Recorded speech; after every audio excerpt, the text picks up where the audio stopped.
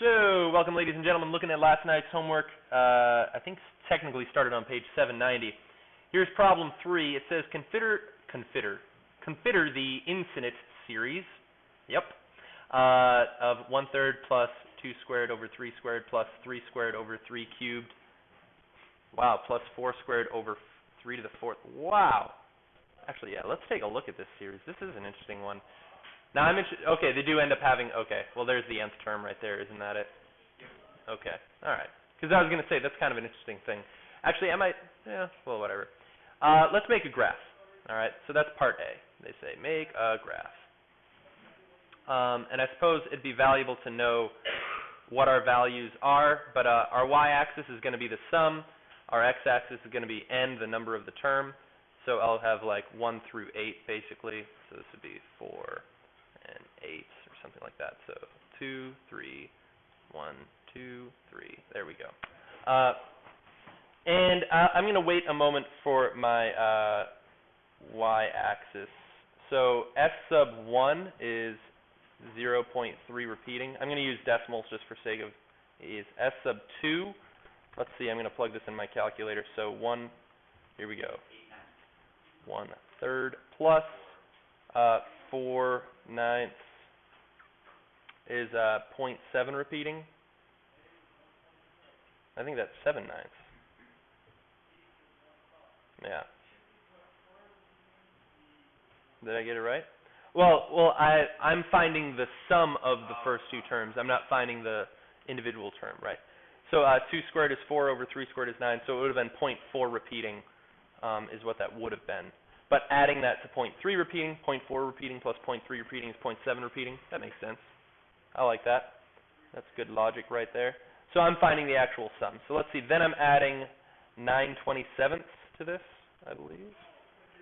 1.1 repeating. Okay. Yep. And then add to this 4 squared, which is 16 divided by 3 to the 4th, which is 81. And I get s to the 4 is equal to 1.3086-ish. S to the 5, man, this is going to be tricky.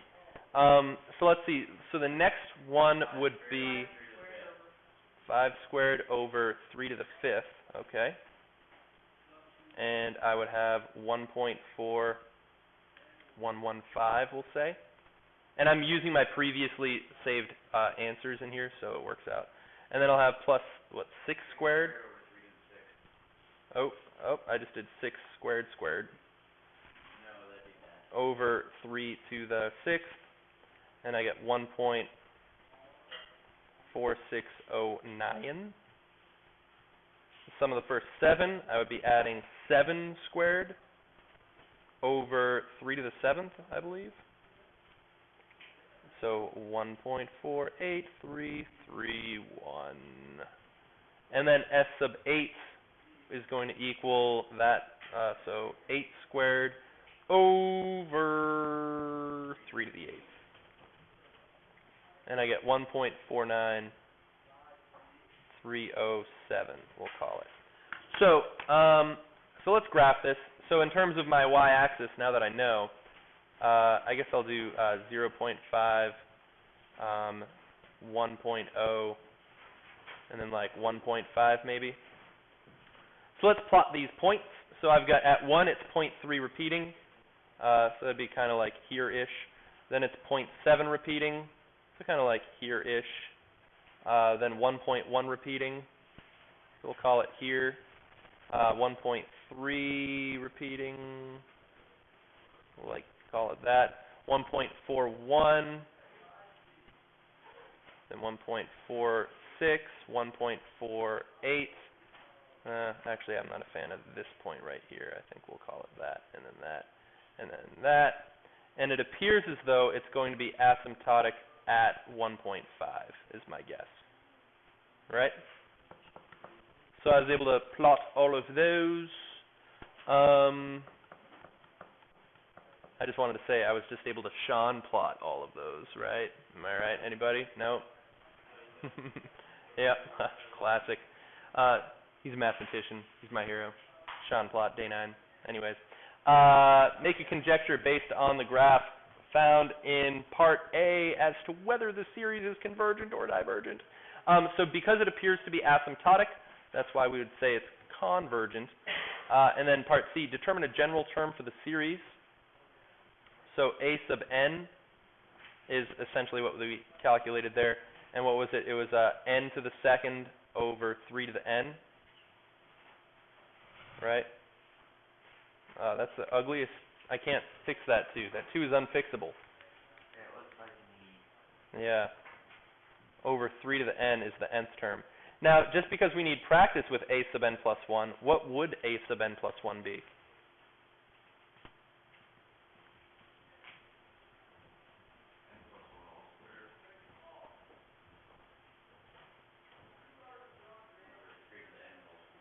All right.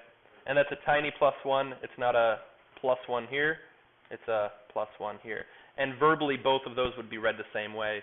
3 to the n plus 1 or 3 to the n plus 1. Right. Right. Or you could say quantity, 3 to the quantity n plus 1, if you wanted to signify that those would be together. Or 3 to the sum of n plus 1 would indicate sum with priority. But anyways. And I could expand that out. That would be n squared plus 2n plus 1 using a pattern all over 3 to the n plus 1. Now, they didn't have us do the ratio test here, did they? They said, write a convincing argument using the general term found in part C to make it support our conjecture, blah, blah, blah.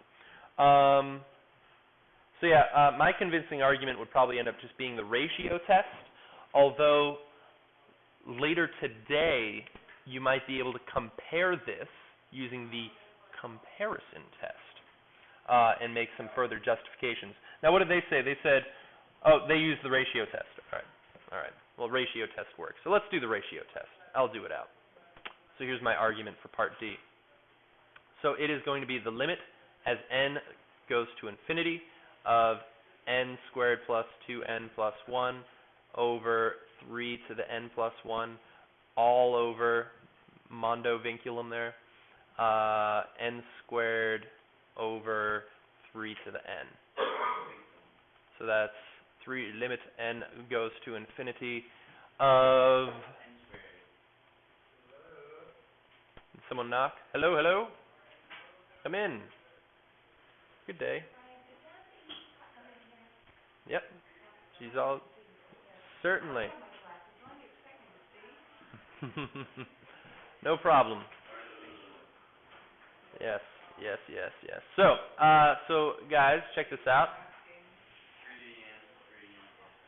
So 3 to the n cancels out with n many of those 3's, leaving just 3 to the 1, or 3.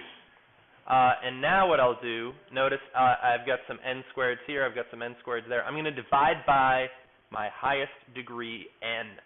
So I'll have n squared over n squared plus 2n over n squared plus 1 over n squared all over 3 times n squared over n squared. Something like that. And then I could simplify that. Oh, I forgot my n approaches infinity.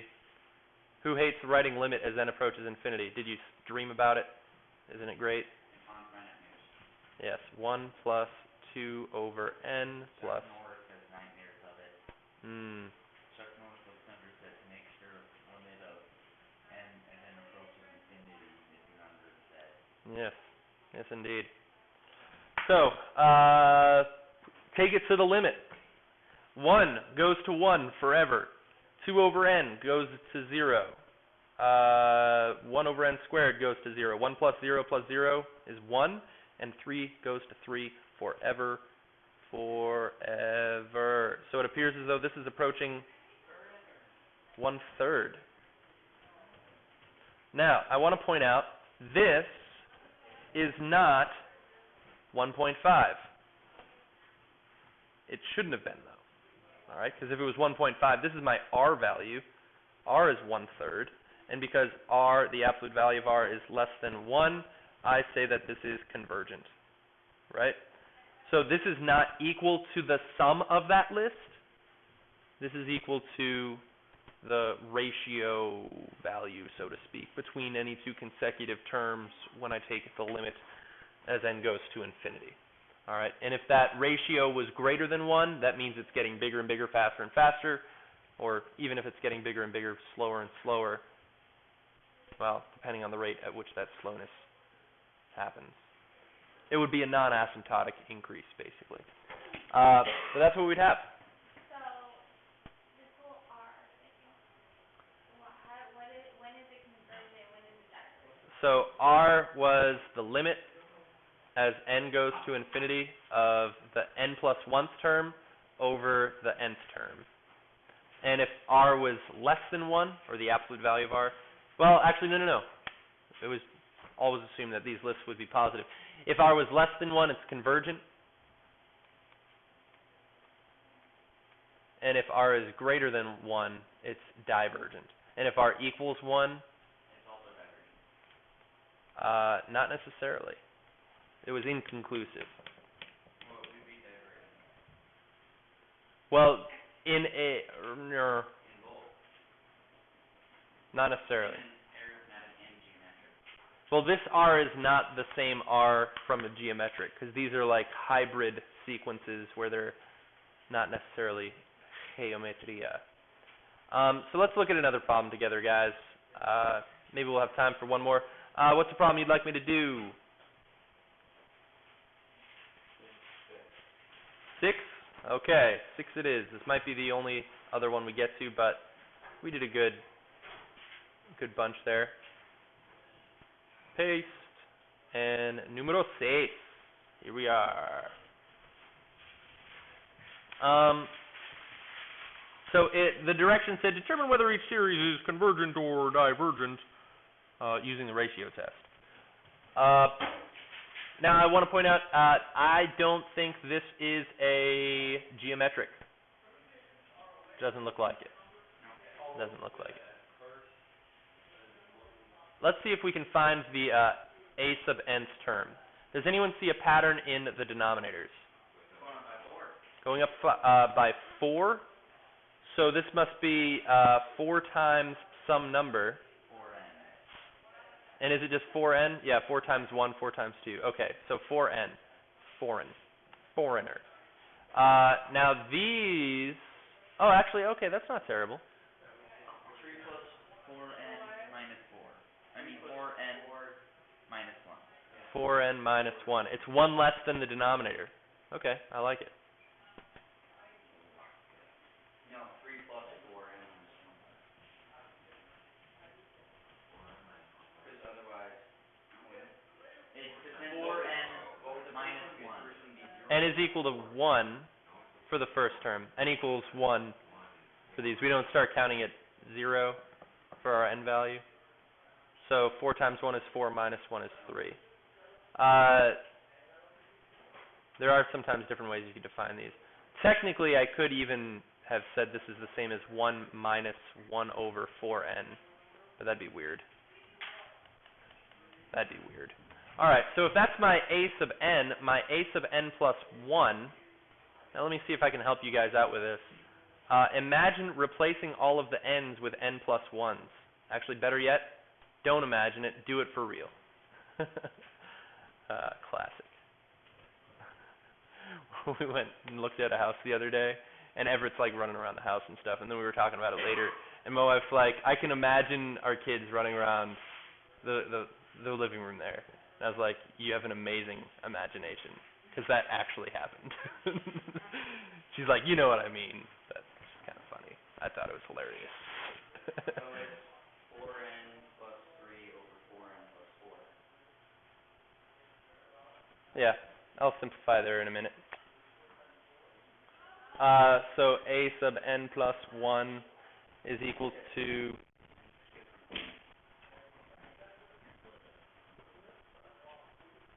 Did you define your a sub 1, your first term, having n equal to 0? No, I did 3 plus 4 times n minus 1. Times parentheses n minus 1? Okay, yes. All right. Then I agree.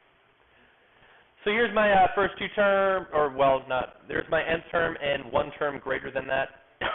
So let's find the ratio, limit as n goes to infinity of a sub n plus 1, 4n plus 3 over 4n plus 4, nope, 4, all over 4n minus 1 over 4n. Multiply by the recip.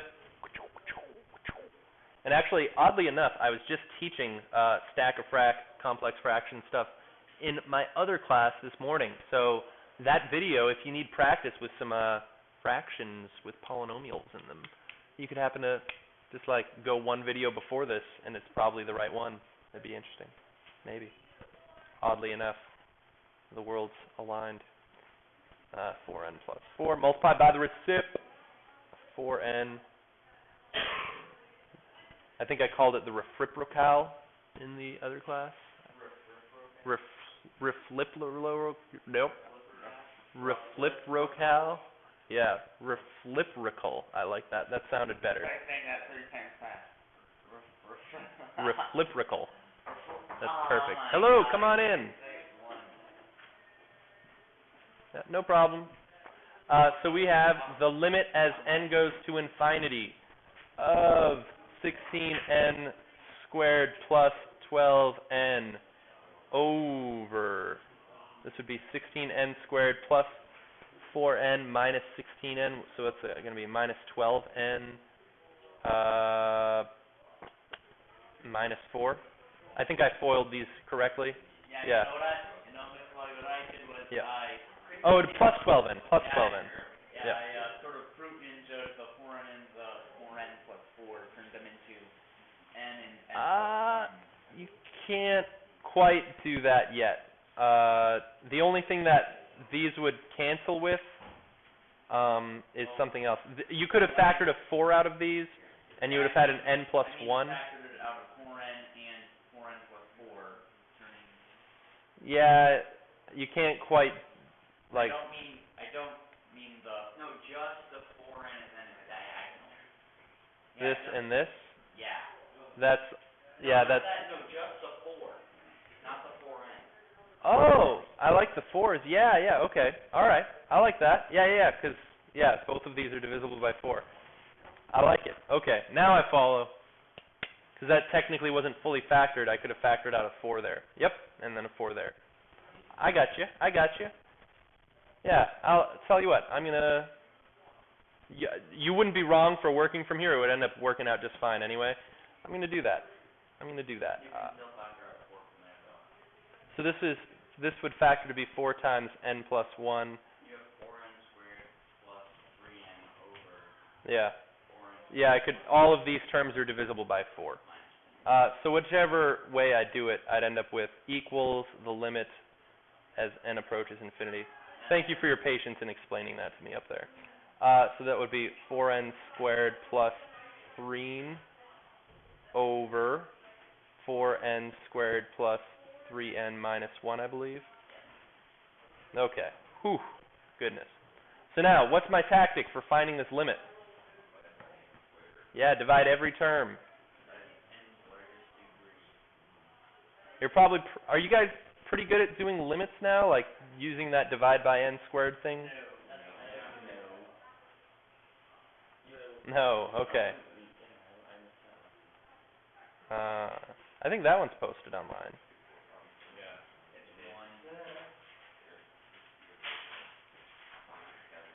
Let's see, equals the limit, oh man, as n goes to infinity of, let's see, so this would be 4 plus 3 over n, as I cancel some of those n's out, and 4 plus 3 over n minus 1 over n squared. Take it to the limit.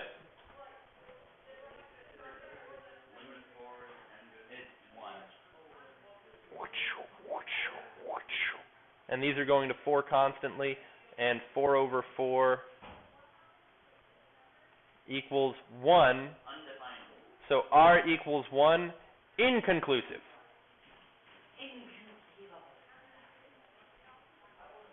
So I don't know if this is convergent or divergent. No. I don't think that's possible. That is inconceivable. Imagine a series that both converges and diverges. Well, That would be non-convergent, though. would it be serpentine series? That's what your brother was just suggesting. So anyways, so here's some of last night's homework. This inconclusive one, let's see, what did the book say about it? Oh, the book's answer was, test provides no information. Man, inconclusive is so much better. And actually, better yet, inconclusive factorial. Right, there you go. Whew. Bye, Internet.